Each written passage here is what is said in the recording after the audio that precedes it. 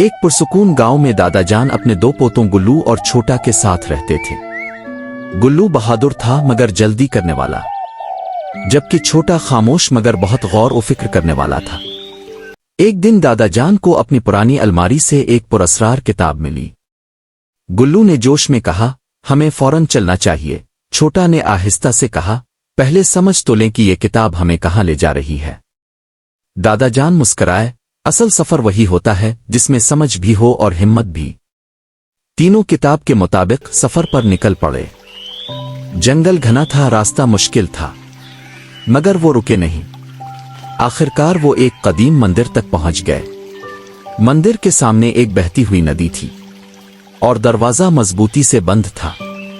दादा जान ने किताब गौर से देखी और कहा, दरवाजा ऐसे नहीं खिलेगा, हमें पानी का रास्ता बदलना होगा। गुल्लू ने हैरत से पूछा, पानी का रास्ता कैसे? छोटा ने इर्द गिर्द देखा, फिर बोला, अगर हम यहां पत्थर रखें तो पानी दूसरी तरफ बहने लगेगा। दोनों बच्चों ने मिलकर बड़े बड़े पत्थर उठाए और नदी के बहाव में रखना शुरू कर दिए। पहले पानी हल्का सा बदला, फिर आहिस्ता आहिस्ता इसका रुख बदल गया। अचानक मंदिर का दरवाजा जोर से हिलने लगा और आहिस्ता आहिस्ता खिल गया। जैसे ही वो अंदर दाखिल हुए, एक गूंजदार आवाज आई, आगे बढ़ने के लिए अक्ल, सब्र और सच्चाई की आजमाइश होगी। पहला दरवाजा सामने आया और इस पर सवाल लिखा था, वो क्या चीज है जो जितनी ज्यादा इस्तेमाल करो इतनी ही बढ़ती जाती है मगर नजर नहीं आती? गुल्लू ने फौरन कहा, ताकत, मगर दरवाजा नहीं खुला। छोटा ने जवाब दिया, इल्म, और दरवाजा खिल गया। अब दूसरा दरवाजा आया, वो क्या है जो तुम दे दो तो तुम्हारे पास रहता है मगर छीन लो तो खत्म हो जाता है? दादा जान बोले, ये दिल से जड़ी चीज है। गुल्लू ने आहिस्ता से कहा, एतमाद, और दरवाजा जोर से खिल गया।